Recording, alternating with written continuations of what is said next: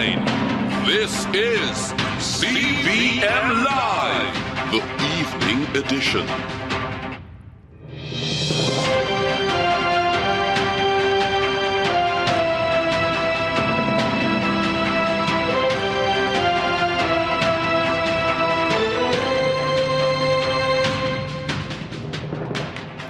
On this Sunday, November 19, thanks so much for joining us for CVM Live, the evening edition. I'm Curlin Brown. Coming up in our major package, the major news stories, E-Live, Inspired Jamaica, Sports Live, and weather at the top of the hour. But first, let's join Nika Lewis, who will take you back to the main news stories of the past week.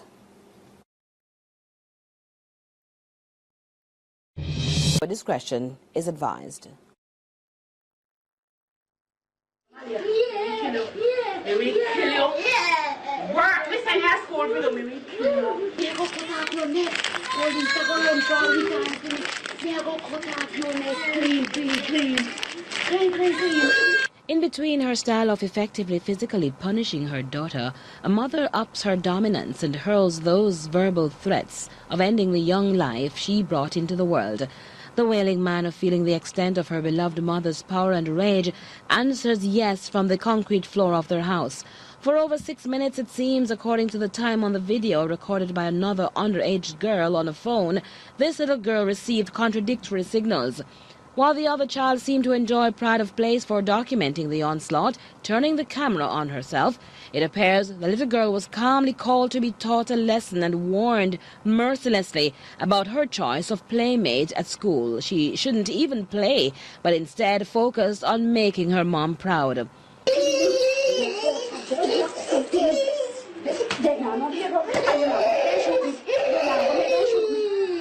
While a beating, a week before, according to the mother, for the same reason did not connect, the child was pinned down and struck with a belt which was folded at times for added force.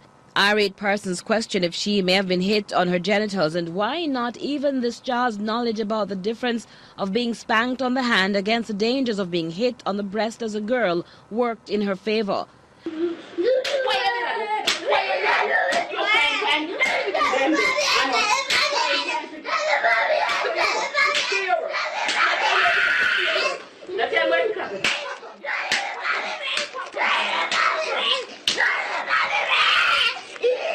At one point, the whereabouts of the teacher was brought into play, with the other child providing the details.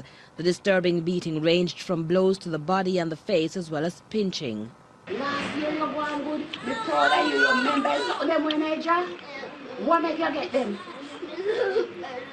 You don't want no more. Eh? You don't want no more. So what will make you get more? Eh? When you do your work. If that wasn't enough, during that moment of what seemed like reasoning it through, more lashes. Stop playing with him. Stop playing with him. Stop playing with him. You hear me? You hear me say? Stop playing with him. You hear me say? You hear me say? You hear me say? Meanwhile, the faint cry of a baby on the bed could not be ignored, and when she finally told her daughter to stifle her hurt after a few extra smacks for not covering her mouth while coughing, the little one bore the brunt of the shame her absent father had caused as she was sent to bed.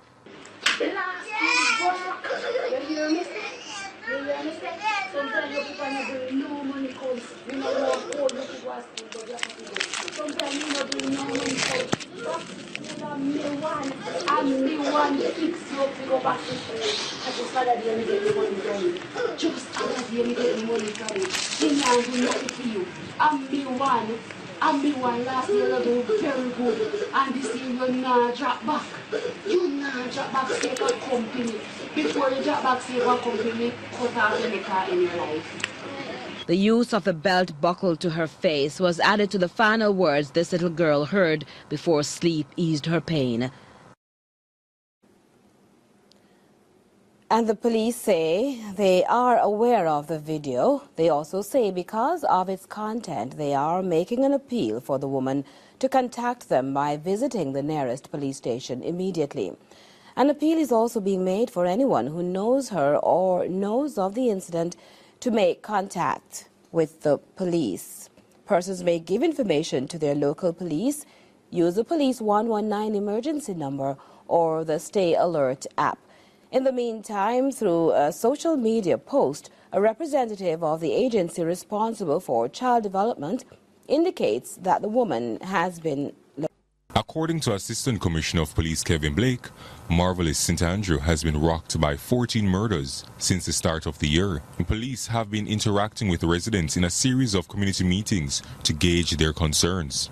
Youngsters within the community, fighting over turf. They're not sure, as we are as the police, why is this so? Because not much turf is here to fight over, and also the issue of migrant criminals being encouraged in the community by others from within the community. And stuff like that. But from our assessment, it's a small minority of persons inside here. Councillor for the Hughenden Division, Andrew Harris, hopes these meetings will help to add new life to the community. Children are out going to school. There is no parties. There are no parties keeping. There are no dance, no round robin, no bingo, no business activities. Everything is at a crawling pace. So we're just asking them to just cease. Let us try and do it like the way we're trying to do now, by dialogue, and see if we can resolve our conflicts. ACP Blake said he was encouraged by Friday's meeting as the police pushed to sustain meaningful engagement. We are happy with the turnout of the persons come. Very rich and spirited discussion, very encouraging, and we took the opportunity to remind citizens that the community and the security of the community belongs to them, and what we require is partnership with them in order to ensure that the security is maintained. I'm Brian Walker for CVM Live.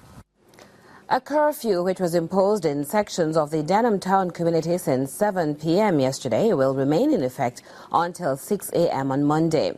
The boundaries of the curfew include north, starting at the intersection of Little King Street and Racecourse Lane, east, starting at the intersection of William Street and Upper Rose Lane, and continuing south along Rose Lane to the intersection of Beeston Street and Rose Lane. South, starting at the intersection of Beeston Street and Rose Lane, continuing west along Beeston Street to the intersection of Spanish Town Road. And west, starting at the intersection of Beeston Street and Spanish Town Road, continuing northwest along Spanish Town Road to the intersection of North Street and Spanish Town Road. In this CVM Live update, it is expected that Desmond Ballantyne, popularly known as Ninja Man, and his co-accused, his son Janelle and Dennis Clayton, will know their fate on Monday. They are charged with the murder of Ricardo Johnson, also known as Trooper, which was committed in 2009. Justice Martin Gale spent Friday summing up the trial for jurors. The trial, which began on October 18, is closed to the public. The dancehall DJ appeared to be in good spirits on Friday as he was escorted to and from the courtroom.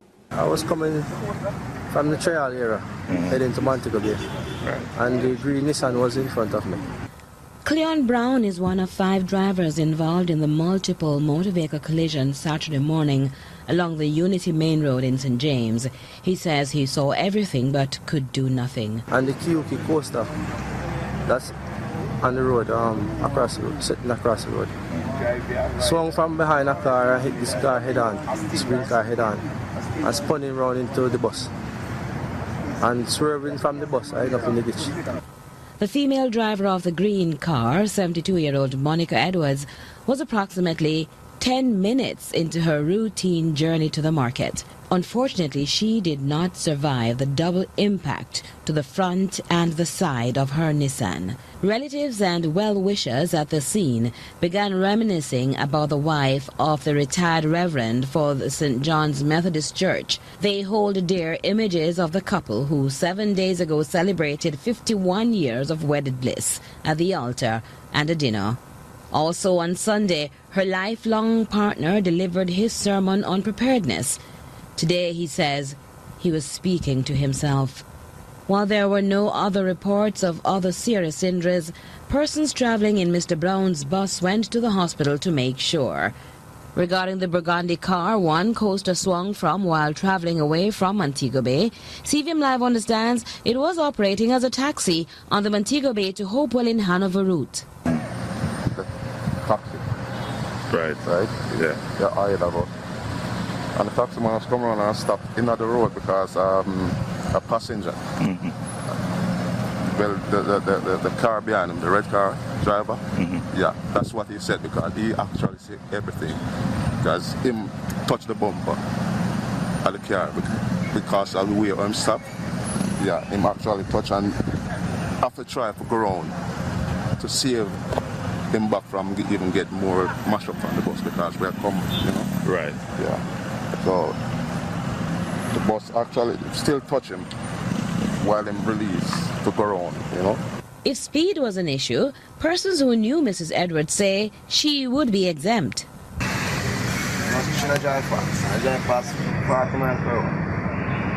Also on the scene was former mayor of Montego Bay, Glenn Harris. He says he's a neighbor to the original owners of the Bogue Wholesale.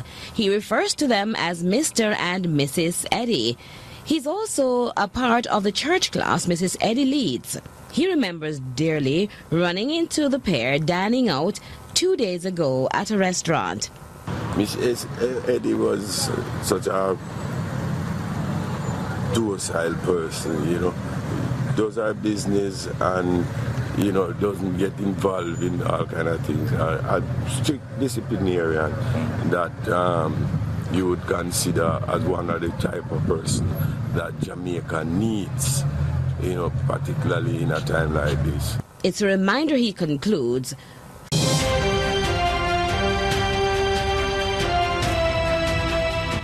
Thanks, Carlin. Hello, and glad you could join us for CVM Live Rewind, CVM's weekly recap of the top stories from our newsroom. I'm Nika Lewis.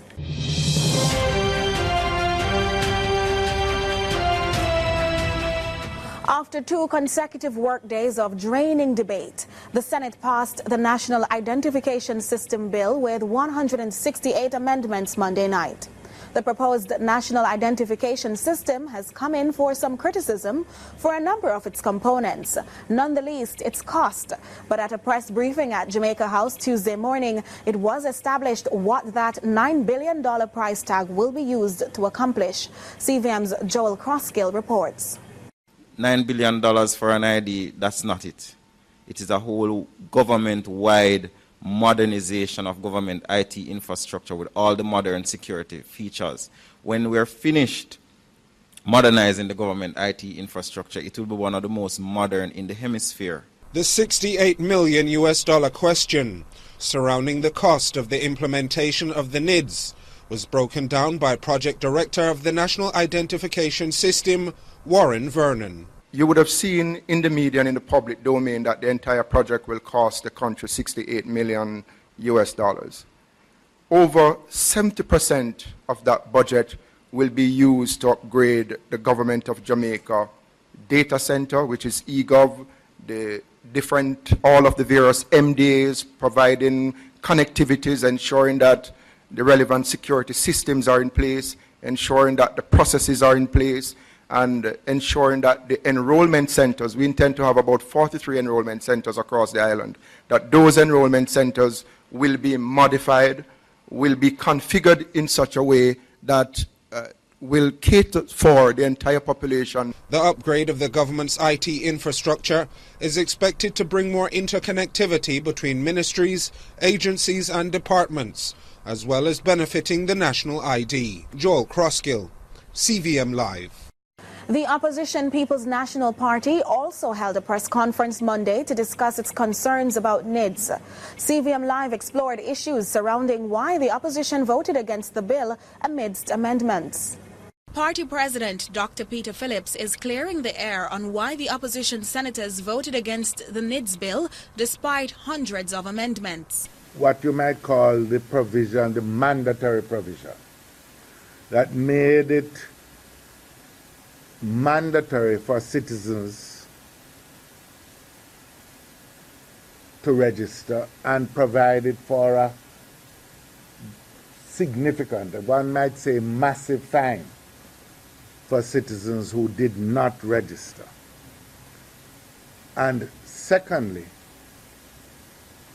the provision in the bill that denied citizens of Jamaica access to public services, necessary public services, because they were not registered. He said this latter clause was removed in the version presented in the House of Representatives, but was put back in the amendment to the bill in the upper house. An act, he says, is opposed by the PNP in both houses. And this raises a serious issue of credibility. It's not the same bill, Dr. Phillips insisted, declaring that's why his senators voted against it. He also dismissed talk of differences among the PNP on the bill, adding both Cabinet and Senate party representatives take an opposing stance on the NIDS bill. Meanwhile, Prime Minister Andrew Holness is emphasizing that the new ID system is important to the fight against corruption. At the heart of any anti-corruption exercise, any measure to bring transparency, accountability, integrity, is to establish the who. You can't fight corruption by saying everyone is corrupt. You're not going to fight corruption in the police force by saying the police force is corrupt. Who? Accountability requires who? And in a subsequent statement, leader of government business in the Senate, Kamina Johnson-Smith, called on opposition senators to stop misleading the public. Specifically, Senator Johnson-Smith notes that both the Prime Minister and herself have made it clear that Clause 41, which relates to accessing essential services, will not come into effect until a majority of Jamaicans have been enrolled in the system, and this will be phased in over a number of years. She adds that when the then JLP government created the National Insurance Scheme, the opposition sought to undermine it. Despite plans to stage a protest outside Gordon House Monday morning, only a few concerned citizens turned up to voice their opposition to the NIDS bill. Brian Walker has that story. As members of the upper house debate the National Identification System bill in an unusual Monday sitting of the Senate, a few citizens converged outside Gordon House to voice their opposition and to pray. The rush and in the bill's present form, I don't think it is in the benefit of the Jamaican people. So what do you hope will happen? Well, like them say, I hope it will go to the select committee first, and the Jamaican people should have views on it since it is going to impact them life. Social justice advocate Lord Aguilar believes the system is redundant as multiple IDs already exist. Who's funding it? What is the political purpose? What is the political objective behind it? In India, the Supreme Court of India ruled that it is a violation of people's fundamental right to privacy. If it is a violation of the Indians' fundamental right to privacy, it is no less a violation of our individual right or fundamental right to privacy in Jamaica. It's the same thing. President of the People's National Party Youth Organization, Connolly Black, adds that the group supports the concept of a national ID, but not the framework being pushed by the government. It is intrusive, some of the things that it is asking, and it is also incriminating in that if you do not register, if you do not enroll, you'll have to pay $100,000 fine. I mean, that's unnecessary at the very least. And we are just, like I said before, we're just hoping that, somebody will give a listening ear. This affects everyone in Jamaica. I'm Brian Walker for CVM Live. Now, ahead of its passage Monday night, the leader of government business, Senator Kamina Johnson-Smith, sought to clarify a comment she made to the House Friday, which incensed opposition senators. Senator Johnson-Smith has rebuffed reports in sections of the press and social media, which she feels misrepresented her comments. We have more in this look back at the exchanges. Opposition Senator Dr. Floyd Morris, the man who professes to walk by faith and not by sight, may not have seen the heated exchange after he moved a motion to have an extension to peruse amended documents which are critical to the passage of the NIDS bill. There is a 23-page document that has been circulated. Further amendments to those amendments are being circulated. And this is on top of the various other amendments that were tabled before.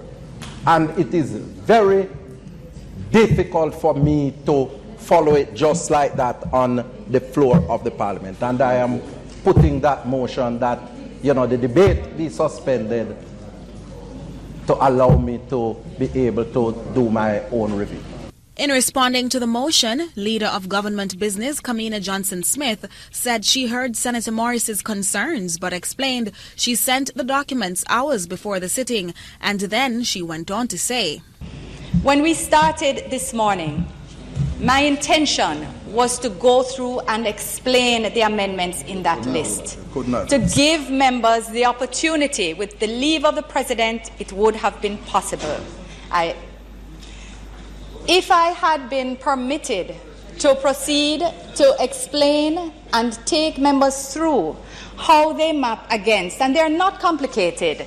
And Senator Morris, having recently completed your PhD and having also written your autobiography, no, I hesitate to think that it would be too much to ask for us to walk through. Senator Johnson-Smith became a target for the opposition senators who considered her out of line. The member has raised a personal privilege which in his mind has been abused by the operation.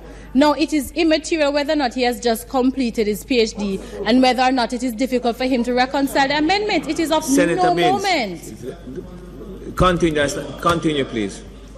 My point, no, and my apologies if this is found to have been my... 1 minute. I take objection to the reference because I can't understand what relevance or what moment does the issue of my PhD have to do with the list of amendments that are there. A decision to vote on the motion saw the request being denied, but the former president had already left the chamber. On Saturday, Senator Kamina Johnson-Smith issued a release saying she meant no disrespect and that she apologized without being prompted. .com/CVM TV. Law-abiding citizens were placed on alert to a worrying development on the crime scene. A licensed firearm was stolen by criminals during a robbery in St. Andrews Saturday. CVM Live understands the male victim, a businessman, was robbed along Hope Road in the vicinity of his residence. It's reported that about 9 p.m. the businessman was about to open his gate when he was pounced upon by two men in a white Toyota Corolla motorcar who reportedly identified themselves as police officers and demanded a search of his person. The men allegedly relieved the victim of his licensed firearm before making off with over 1.2 million Jamaican dollars. Superintendent Stephanie Lindsay of the police's Corporate Communications Unit, CCU, said the men in question were not police officers. She's appealing to the public to do the necessary checks and balances by demanding identification cards if stopped by the police or by calling the police 119 emergency number. Superintendent Lindsay explains that ahead of the Christmas season, criminals continue to prey on the uninformed. Police Commissioner George Coelho has instructed the Inspectorate of Constabulary to investigate the incident which led to the arrest and charge of a woman in Clarkstown, Trelawney recently. He has also directed members of the Jamaica Constabulary Force Chaplaincy Branch to make contact with the mother and the family and offer any assistance the office can provide. The mother had gone to the police to report that her son had been held down by other boys at the Clarkstown Primary School and a piece of stick inserted into his rectum. Subsequent reports emerged that a directive was issued from the nearby courthouse that the mother be arrested, but the Justice Ministry has denied this. Prime Minister Andrew Holness, along with the leader of the opposition, Dr. Peter Phillips, each addressed the issue of corruption during the week. They spoke at the certification ceremony of the National Integrity Action. Joel Crossgill reports. Speaking at a certification ceremony for a batch of 434 Integrity Ambassadors under a National Integrity Action NIA, Council for Voluntary Social Services and USAID-supported program. Prime Minister Andrew Holness spoke of the need to promote integrity and transparency. Integrity, accountability, and transparency are necessary pillars of any prosperous and progressive society. Having true ambassadors of integrity, as the theme highlights, and who are graduating today, will definitely improve and build capacity for local and citizens-based action against corruption. The Prime Minister alluded to the National Identification Bill before the Senate as a tool which will be used to combat corruption. Anti-corruption efforts requires a process of establishing, verifying, and certifying identity.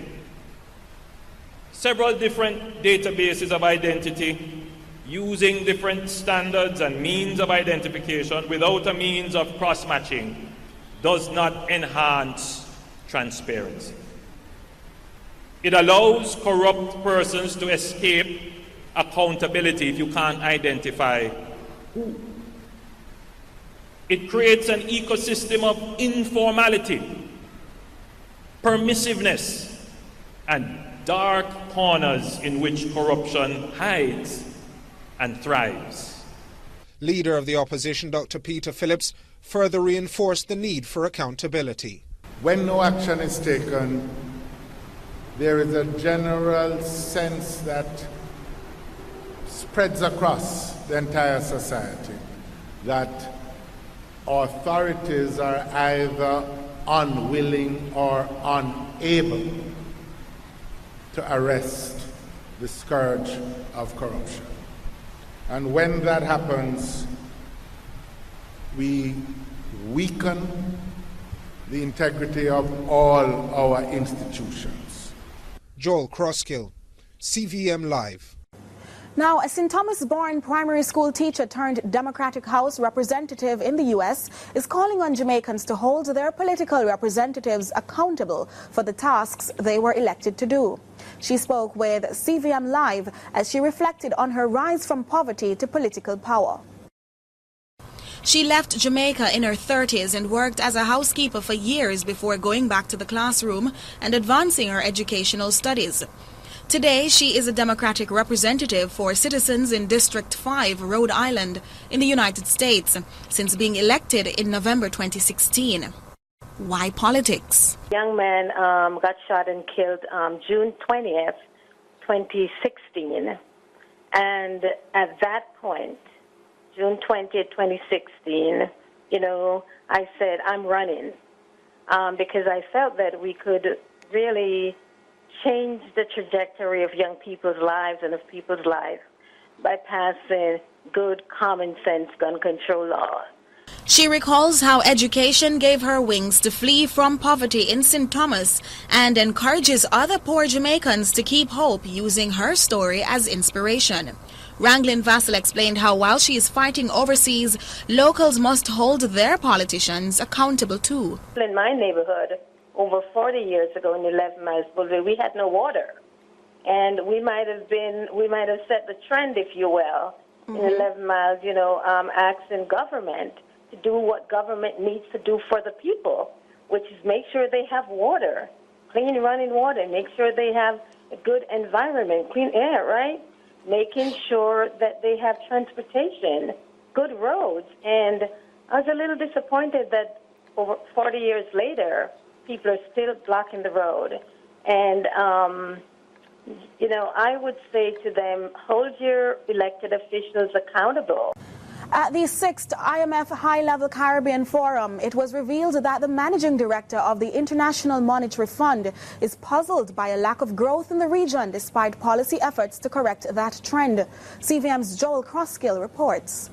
Under the theme Unleashing Growth and Strengthening Resilience in the Caribbean, the 6th IMF High-Level Caribbean Forum was hosted by Jamaica, and in attendance was International Monetary Fund IMF Managing Director Christine Lagarde, who admitted to being puzzled as to why the region isn't growing at a faster rate. Unfortunately, economic growth in the Caribbean has been low for several decades, and this has led to rising social and economic challenges, including poverty, inequality, unemployment and crime. And while some authorities, actually many in the region, have made the effort in terms of macroeconomic stability, in terms of fiscal efforts, yet growth is somehow resisting those efforts. And it's actually a bit of a puzzle as to why that is. The resistance to growth in the region was catalogued by a series of issues which face the Caribbean. Clearly, the external shocks that we have seen, such as the natural disasters and loss of international trade preferences, as well as the impact on the agriculture, which is still an important source of growth. At the same time, the Caribbeans have not been able to fully insulate themselves from such shocks because of large macroeconomic imbalances. Growth has also been affected by structural impediments, and a few come to mind. The high cost of electricity, limited access to credit for both households and small and medium-sized enterprises, high rates of violent crime, and a persistent outflow of highly skilled workers, the well-known brain drain.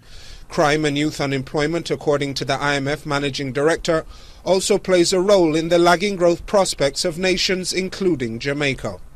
Crime in the Caribbean costs nearly 4% of GDP per year, which is more than in most Latin American countries. So we need to create a virtuous as opposed to a vicious circle, where strong growth would reduce high unemployment, and particularly youth unemployment and crime, which in turn would contribute to boosting productivity and growth and improve this business-friendly environment without which investors are reluctant to invest. Fiscal policy and political cycles were cited as another example of potential growth impediment to the region, as well as stability and growth trade-offs in the financial sector. Joel Crosskill, CVM Live. Finance Minister Audley Shaw has announced that he will launch an investigation into the escalating price of gas.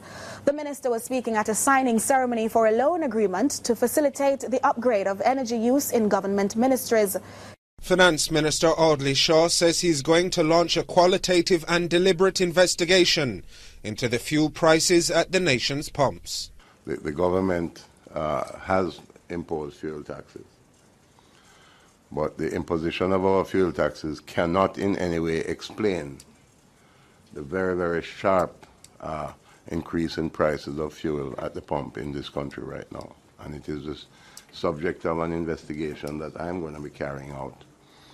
Because notwithstanding those taxes, the truth is when the price of oil on the world market goes up and up and up and over $100 a barrel and so on, we see the price go right up at the pump. When the price comes down, as it has done sharply, literally cut in half, we haven't seen any such commensurate fall in the price of fuel at the pump in Jamaica. In a bid to further address the cost of fuel on the nation's economy, a month ago the Embassy of Japan and the government signed the exchange of notes and records of discussions that formed the basis of a loan agreement in relation to the Energy Management and Efficiency Program.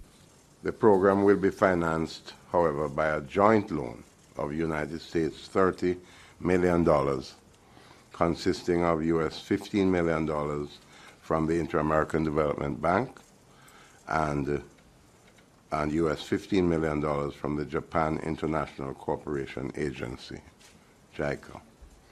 Additional resources of approximately US $10 million in grant funding will also be provided by the European Union Caribbean Investment Facility, EU-CIF. Minister of Finance Audley Shaw provided some context for why the loan agreement was being signed.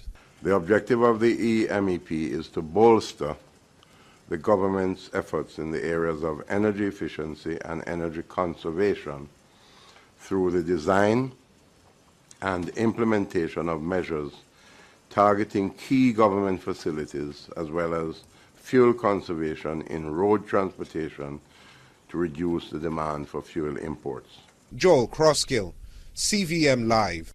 The medical marijuana industry has received a boost as the Cannabis Licensing Authority has granted a cultivation license to Timeless Herbal Care, THC, which has operations and partners in Israel and Canada.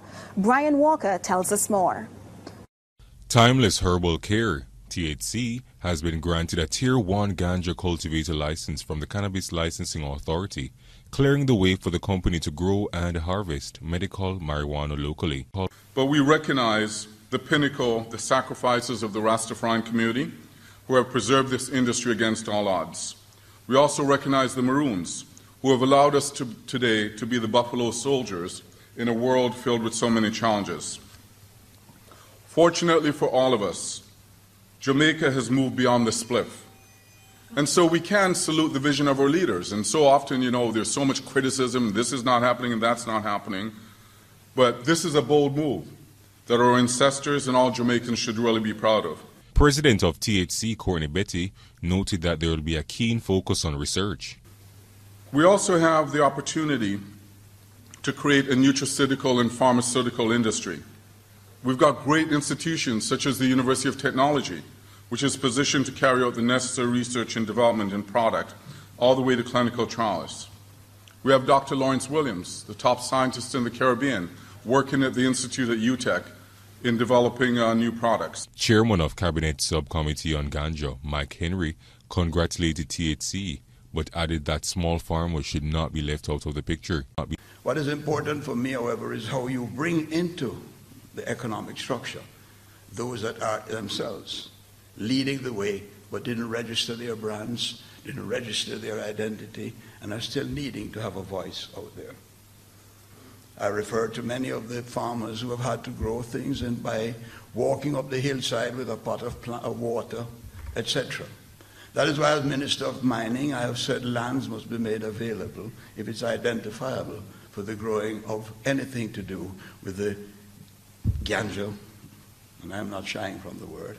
I'm Brian Walker for CVM Live. The group chief executive of the National Commercial Bank says the bank is limited when it comes to how it deals with those who are interested in entering the commercial marijuana industry.